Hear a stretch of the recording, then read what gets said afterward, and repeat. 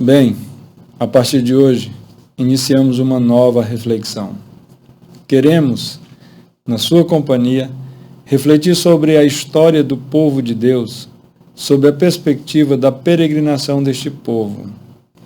Os escritos sagrados nos definem como peregrinos e forasteiros. E, de fato, estamos longe de casa. As sagradas letras registram as pegadas da peregrinação do povo de Deus na história da redenção. Na conversa de hoje, veremos as pegadas dessa peregrinação a partir do Salmo 126. E, para tanto, vamos fazer a leitura desse salmo.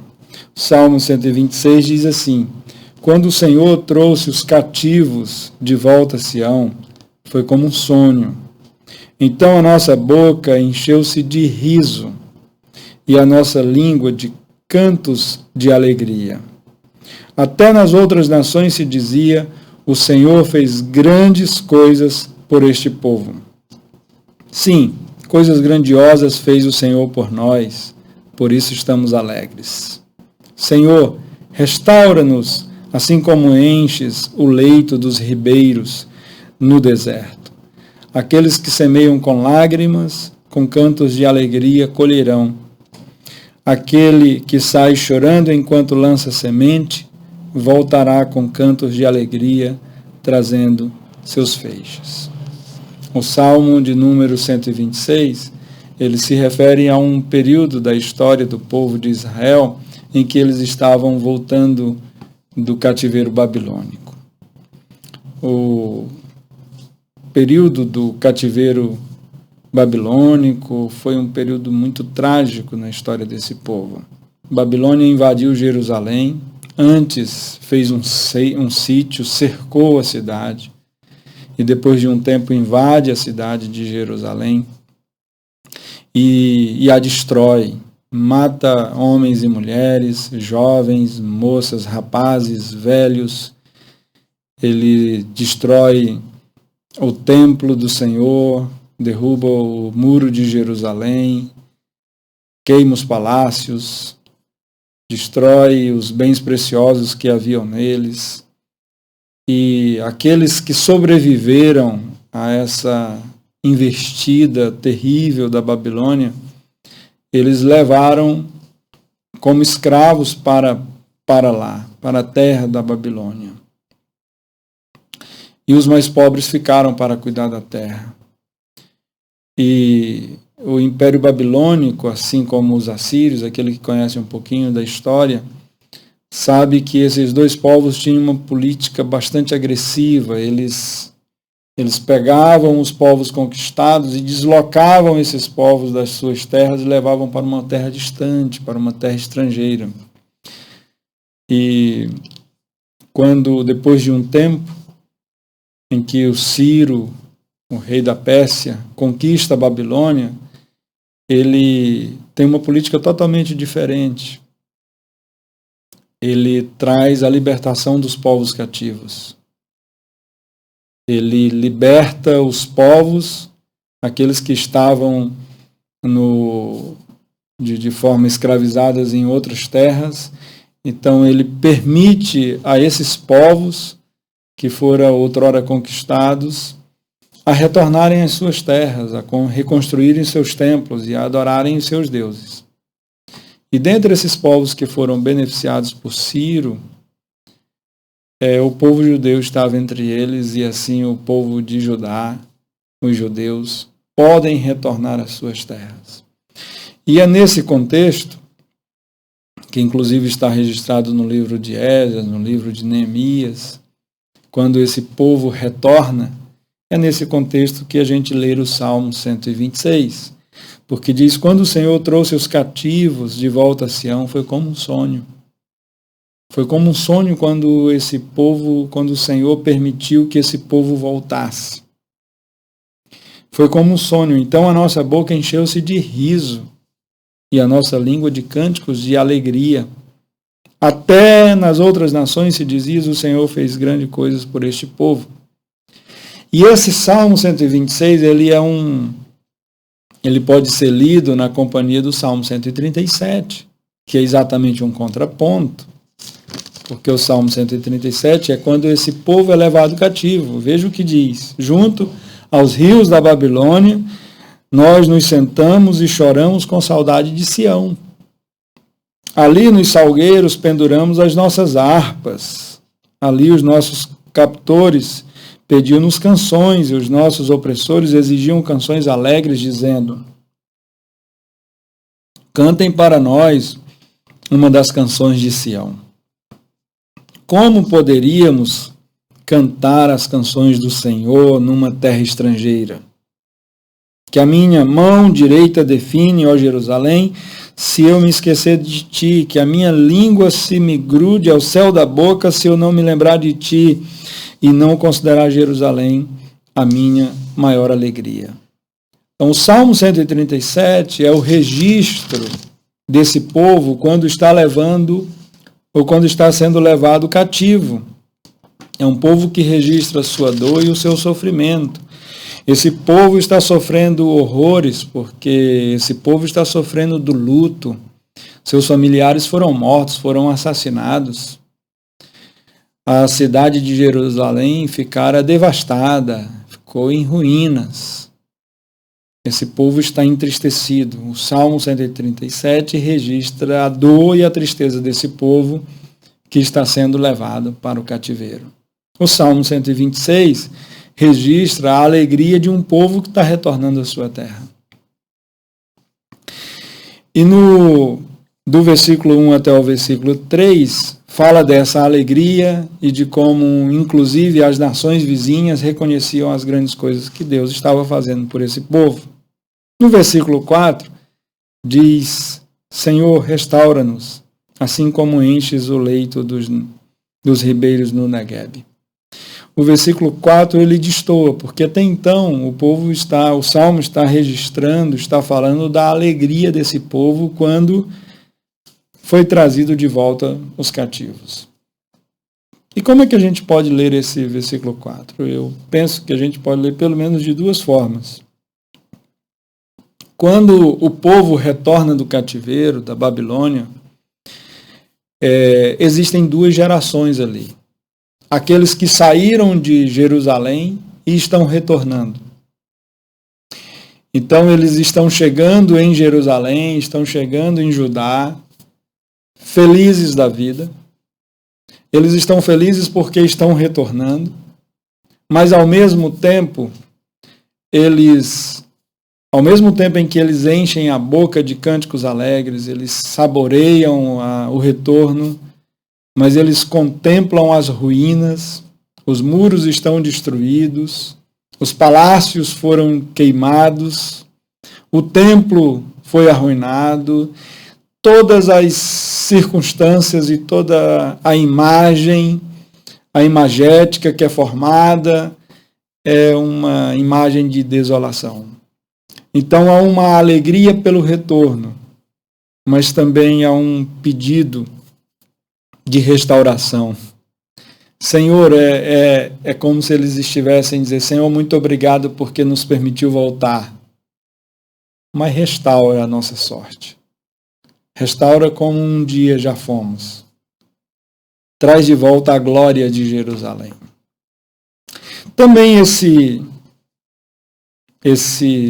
texto ele pode ser lido como, além dessa forma, que é a que eu prefiro ver, mas como haviam aquela geração, aqueles novos que sequer tinham vindo a Jerusalém ajudar, e o máximo que eles tinham era ouvido falar a respeito de Judá e de Jerusalém, e de Sião, e das coisas que ali aconteciam, da glória de Jerusalém.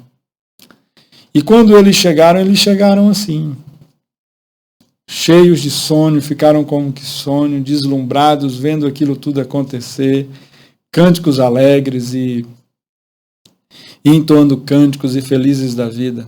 Pode ser a expressão do versículo 1 ao 3, dessa geração que está encantada, está deslumbrada, porque chegou a Sião, chegou a Jerusalém. E o versículo 3, o versículo 4 pode ser a fala, a expressão da geração que viu antes e está vendo agora. De qualquer forma, a verdade é que a terra estava devastada e a terra precisava ser restaurada. Havia motivos de muito contentamento, de muita alegria, de muito cânticos, mas também havia motivos de lágrimas serem derramadas. E quando eu leio esse texto, nos dias de hoje, e quando eu faço a leitura da nossa situação como igreja, como povo de Deus, no meio de tudo que estamos vivendo, nesse período pandêmico, em que hoje estamos registrando o nosso retorno, a nossa atividade de domingo à noite. Hoje a igreja se reúne pela primeira vez depois desse período na pandemia. E isso é motivo de muita alegria. É como um sonho. É motivo de enchermos a nossa boca de cânticos alegres. É motivo da gente festejar e da gente celebrar. Já são alguns meses sem que isso aconteça. Não são décadas como ocorreu no cativeiro babilônico, mas são alguns meses, e isso é muito para nós. A gente que estava acostumado todos os domingos se reunir pela manhã, todos os domingos à noite, ter os nossos encontros semanais, encontrar os nossos irmãos e ir na casa um do outro. E tudo isso nos foi privado. De repente estávamos proibidos de viver essa dinâmica. Quando eu começo a ver esse retorno das nossas atividades, ainda com todas as precauções, com todas as medidas de segurança, nós vivemos um misto de muita alegria, de muito contentamento, de poder rever os nossos irmãos, mas também há um clamor do versículo 4, de dizer: Senhor, restaura-nos. Restaura-nos, devolve a nós aquilo que um dia nós fomos. Porque apesar do nosso encontro, apesar de nos reencontrarmos, mas as cadeiras estão distantes. Eu não posso ver o rosto do meu irmão, porque usamos máscaras. A gente não pode se abraçar, a gente não pode se cumprimentar como gostamos de fazer.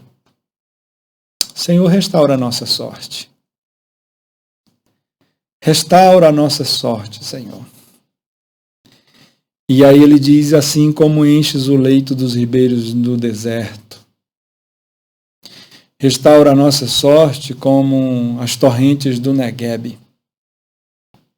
E aqui o salmista faz menção de uma parte do território da Palestina que é um verdadeiro deserto. A parte sul da Palestina é uma grande extensão de terra.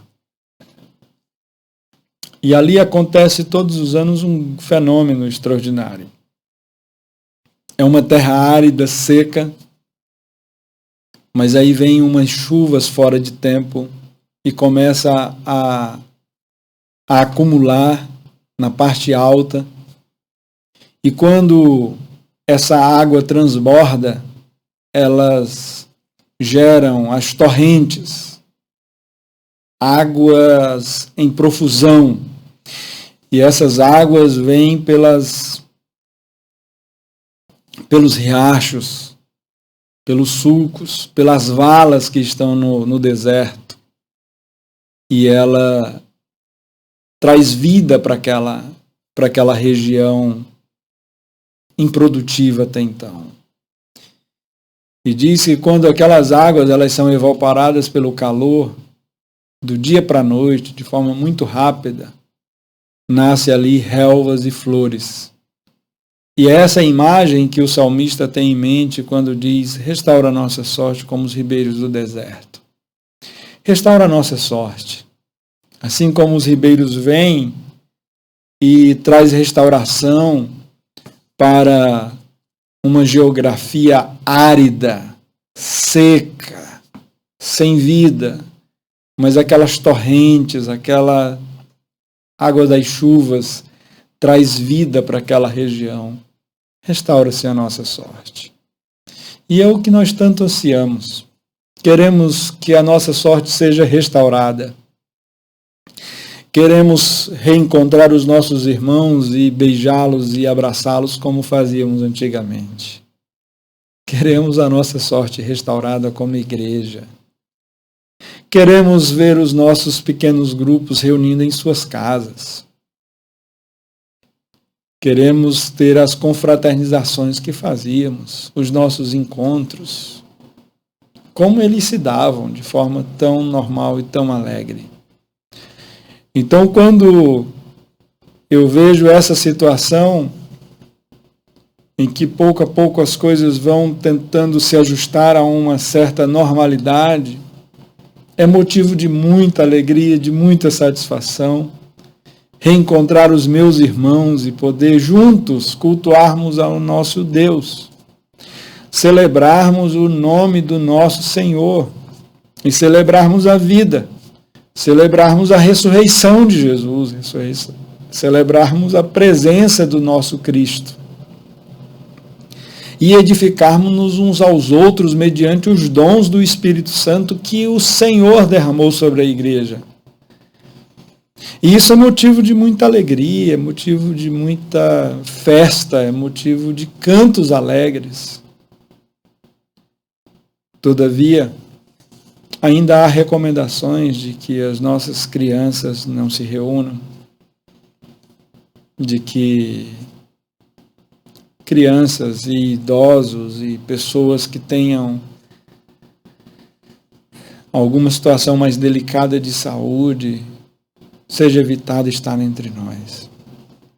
E isso nos entristece, isso parte o nosso coração, isso dói a nossa alma. E isso faz com que a gente ore ao Senhor e clame ao Senhor e diga: Senhor, restaura a nossa sorte. Faz com que as nossas orações sejam intensificadas no sentido de que uma vacina seja encontrado mais rápido, que esses processos que estão se dando, eles sejam acelerados e que a graça de Deus, a graça comum de Deus recaia sobre o universo da ciência e eles sejam agraciados e que logo tenha uma vacina contra a Covid-19 para que os nossos encontros e o encontro da igreja em toda a face da terra volte a ser como era antes. Restaura no Senhor a nossa sorte.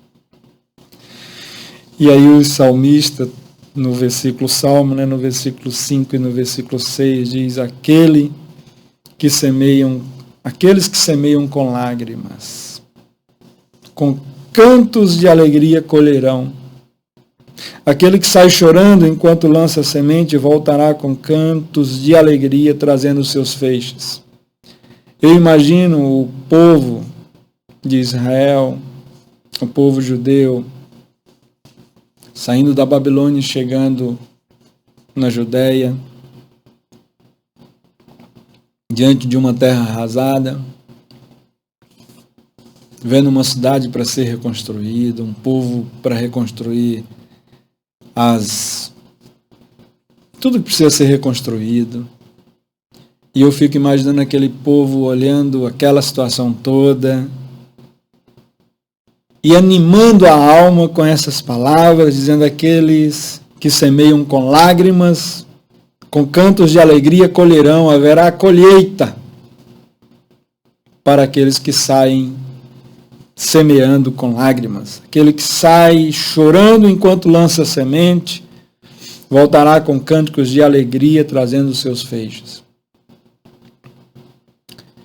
E diante dessa nossa situação como igreja, como povo de Deus, essa é a palavra para nós. Tantas coisas precisam ser restauradas, tantas coisas precisam ser reconstruídas. E mais do que nunca a gente precisa acreditar que nós precisamos semear. Nós precisamos plantar. Nós precisamos lançar a semente. E nós precisamos misturar lágrimas com o nosso suor. É preciso o povo de Deus suar a camisa e misturar esse suor com lágrimas, enquanto juntos trabalhamos para que a restauração das coisas aconteçam.